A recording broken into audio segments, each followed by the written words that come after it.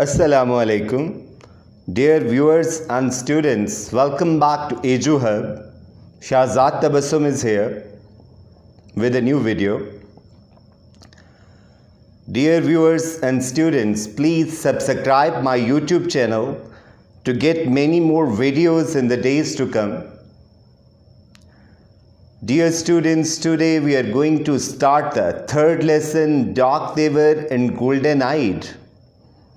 It's the introductory lecture and I'm going to introduce you the writer and the themes of the lesson today. Now let's go to the next slide and I'm going to introduce the writer Ray Bradbury to you. Ray Bradbury was an American author and screenwriter. His full name was Ray Douglas Bradbury. वो एक अमरीकी मुसन्निफ था और screen था. Screen से मराद यही जो फिल्म और टीवी का स्क्रिप्ट लिखते हैं उन्हें हम क्या कहते हैं, screen writers. He is a master story teller, कि वो एक शानदार कहानी निगार है. स्टोरी टेलर कहते हैं वन हू राइट्स और narrate stories. Champion of creative freedom, champion कहते हैं सपोर्टर को जो किसी काज को सपोर्ट करता है. क्रिएटिव कहते हैं तख्लीकी को और फ्रीडम कहते हैं लिबर्टी को, आज़ादी को, कि वो तख्लीकी आज़ादी का अलंबरदार है. Space as visionary, space as ये जो मौजूदा ज़माना है कि 1960s के बाद जब हमने स्पेस को कंकर कर लिया था. आपको पता है ना कि 1964 में रशिया ने जो है यूरी गैगरीन नामी शख्स को पहली मर्तबा खला में भेजा था. And guardian of the human heart, guardian कहते हैं जो किसी चीज़ का ख्याल रखता है, और ह्यूमन हार्ट से मुराद हमारे इमोशंस और फीलिंग्स, कि वो इंसानी जज्बात और एहसासात का तर्जमान है. हिज मैग्नम ओपसेस, मैग्नम ओपस कहते हैं जो आपका सबसे शानदार काम होता है या आपकी सबसे शानदार तख्लीक होती है, उसे मैग्नम ओपस कहा जाता है. आर फ़ारेनहीट 451, ये उसके नावल का नाम है जो दुनिया में सबसे मशहूर नावल्स में शामिल है, और उसका भी ये सबसे मशहूर नावल है. एंड द मार्शियन क्रॉनिकल्स, ये उसके दूसरे नावल का नाम है, कि यहाँ पे मरीख का अहवाल है. तो ये दो किताबें उसकी जो हैं वो सबसे बेहतरीन हैं. Now let's go to the next slide and read something more about the author and the lesson. Dark Devar in Golden Night is a science fiction short story by American writer Ray Bradbury. कि ये जो है dark देवर इन golden night, ये सबक जो हम पढ़ने के लिए जा रहे हैं, ये एक साइंस फिक्शन शॉर्ट स्टोरी है, ये अफसाना है. और इसे पहले भी मैं बता चुका हूं कि रे डगलस ब्रैडबरी ने लिखा है. Science fiction a popular modern branch of rose fiction. कि अब हम साइंस फिक्शन की तरफ आते हैं कि एक्चुअल साइंस फिक्शन है क्या. तो इसकी डेफिनेशन क्या है कि ये नस्र की एक शाख है that explores the probable consequences of some improbable or impossible transformation of the basic conditions of human or intelligent non-human existence. कि जो साइंस फिक्शन है ये क्या करती है कि जो हमारी इंसानी ज़िंदगी है ये इसको एक्सप्लोर करती है, मगर किस तरह की कंडीशंस में, वो जो आम तौर पे पॉसिबल नहीं हो सकती, मगर राइटर अपनी क्रिएटिव इमेजिनेशन के ज़रिए उन्हें विजुअलाइज या इमेजिन करता है और आपके सामने पेश करता है. तो ये आजकल क्या है, नहायत पॉपुलर है. आपने भी देखा होगा कि साइंस फिक्शन पे न सिर्फ बहुत कुछ लिखा जा रहा है बल्कि बहुत कुछ फिल्माया भी जा रहा है सिनेमा में, कि जैसे ये स्टार ट्रेक मूवीज़ हैं, ये पूरी सीरीज़ थी, तो ये सारी भी क्या है, साइंस फिक्शन सिनेमा था. Now let's go to the next slide and read something more about science fiction.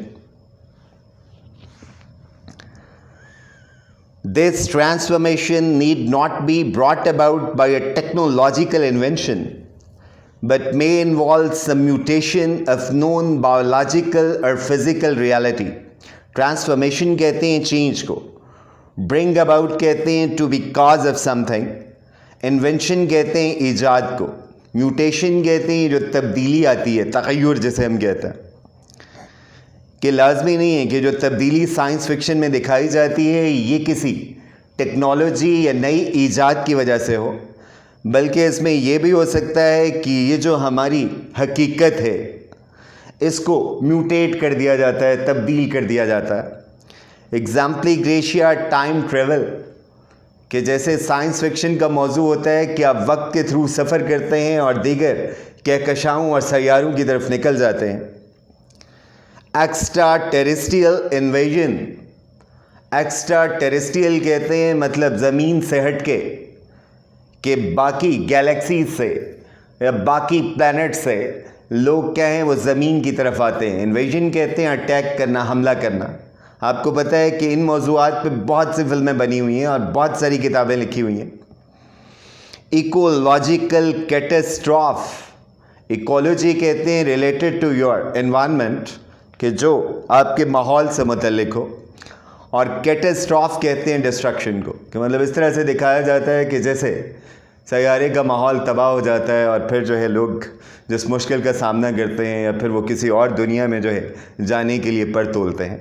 तो ये सारे मौज़ूआत जो हैं वो साइंस फिक्शन में दिखाए जाते हैं और ये आजकल बहुत पॉपुलर जानरा है लिटरेचर का, तो इस पर बहुत कुछ लिखा जा रहा है. और रे ब्रैडबरी का जो काम है वो जो है फर्स्ट रेट है, कि बहुत ही शानदार उसने लिखा है और इसलिए उसे साइंस फिक्शन राइटर की हैसियत से बेहद पसंद किया जाता. ये जो टर्म थी साइंस फिक्शन की, अब हम ये देखते हैं कि ये कैसे ओरिजिनेट हुई. तो the term was first given general currency. General currency से मुराद है मतलब इट बिकेम पॉपुलर या इट बिकेम कॉमन या it became known to all by Hugo Gernsback. ये एक जो है राइटर का नाम है जो एक मैगज़ीन का एडिटर था और उसने जो है इस टर्म को कायम किया और पॉपुलर किया, जिसे आज हम साइंस फिक्शन कहते हैं या साई-फाई भी कहा जाता है इसे, और इसे एसएफ भी लिखा जाता, इसे एब्रीवेट किया जाता है, मतलब इसका जो मुखफ़फ़ है उसे हम एसएफ कह लें या साई-फाई कह लें. ये जो आज का मॉडर्न साइंस फिक्शन है इसको शुरू करने वाले दो राइटर्स हैं, वो बेहद मशहूर हैं. एक का नाम है जूल्स वर्न, ये एक फ्रेंच जो है नॉवलिस्ट था. इसका नावल था journey to the centre of the earth, कि यहाँ से मॉडर्न साइंस फिक्शन की बुनियाद पड़ी थी.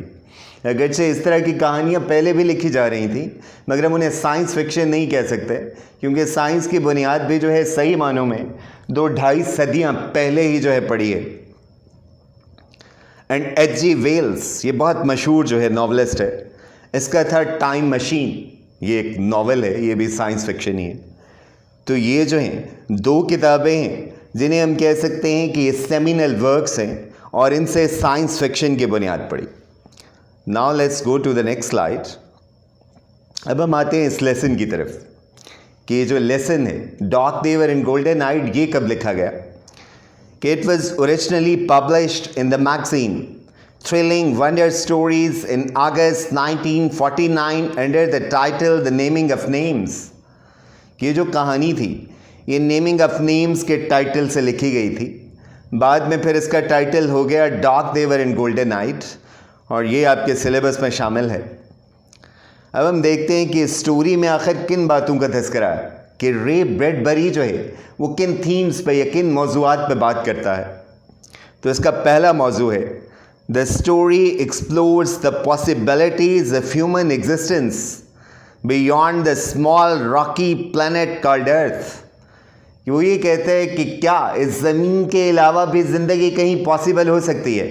तो इस कहानी में फिर मरीख को दिखाया गया है कि बहुत सारे लोग जो हैं वो ज़मीन से जाके मरीख पर रहते हैं. अगरचे अब तक का जो हमारा साइंस इल्म है वो यही कहता है कि मरीख पे लाइफ जो है अभी पॉसिबल नहीं है, मगर क्योंकि साइंस फिक्शन जो है वो फ्यूचर में झांकने की कोशिश है, इसलिए वो ये कह रहे हैं कि शायद ऐसा मुमकिन हो जाए, बल्कि इस कहानी में मुमकिन हो गया है और कुछ लोग जो हैं वो मरीख पर जाके रह रहे हैं। इसका दूसरा मौजू है या दूसरी थीम है, the story talks about the effects of nuclear war on the planet and the human race as a whole, कि इसमें ये जो एटमी जंग का ख़तरा है इसके बारे में तज़किरा है, क्योंकि कहानी में ये दिखाया गया है कि वो लोग जब मरीख पे पहुंचते हैं तो कुछ अरसे के बाद ज़मीन पे एटमी जंग छिड़ जाती है और उनकी वापसी के रास्ते जो हैं वो बंद हो जाते हैं। तो ये दिखाया गया है कि एटमी जंग जो है वो इंसानियत के लिए कितना बड़ा ख़तरा है और कितनी तबाहकुन साबित हो सकती है। तीसरी थीम है इसकी, it's an exploration of colonisation and colonialism. Colonise कहते हैं कि आप जो है किसी कौम पे या मुल्क पे अपना कब्ज़ा जमा लेते हैं। जैसे हमारा इंडिया भी जो है ये कभी ब्रिटिश कॉलोनी था कि अंग्रेज़ों का यहाँ पे कब्ज़ा था। और कॉलोनियलिज्म कहते हैं ये स्टडी ऑफ कॉलोनाइजेशन, कि हम जो है ये देखते हैं कि किस तरह से ये जो नौआबादी निज़ाम था या इस्तेमारियत इसे कहा जाता है कि इसका क्या इफ़ेक्ट था लोगों पे। तो यहाँ पे भी क्योंकि ये लोग जो हैं ये जब मरीख पे पहुँचते हैं तो ये मरीख को कॉलोनाइज़ करने के लिए जाते हैं। तो यहाँ पे दिखाया गया है कि कॉलोनाइज़र जो है वो अपनी कॉलोनी के बारे में किस तरह से सोचता है। इसकी जो सबसे मोस्ट इम्पॉर्टेंट मेरे नज़दीक थीम है वो क्या है, इट क्वेश्चंस आइडेंटिटी, कि यहाँ पे शनाख्त का सवाल है कि शनाख्त है क्या। उसके बाद है हाउ इट इज़ फॉर्म्ड, कि शनाख्त कैसे बनती है। फिर ये भी सवाल है कि क्या ये फिक्स्ड है या ये जो है फ्लूइड है, कि इसमें आहिस्ता आहिस्ता तब्दीली भी आ सकती है और शनाख्त तब्दील भी हो सकती है। And how it can shift over time, तो इस पे भी उसने सवाल उठाए हैं। या आप ये कह लें कि वो हिस्ट्री और मेमोरी पे सवाल उठाता है कि ये किस तरह से हमारी शनाख्त को शेपअप करती हैं। अब हम जो है सबक का एक मुख्तसर सा तारुफ जो है वो पढ़ लेते हैं, या सबक की एक समरी मैं आपको बता देता हूँ कि इस सबक के अंदर किन बातों का तज़किरा है। तो Harry Bittering with his family, Harry Bittering कौन है, ये इस कहानी का प्रोटैगनिस्ट है, ये सेंट्रल कैरेक्टर है जिसके गिर्द ये शॉर्ट स्टोरी रिवॉल्व करती है। And other Americans arrives eight Mars, कि हैरी बिटरिंग अपने अहले खाना और कुछ अमरीकियों के साथ मरीख पे पहुंचता है।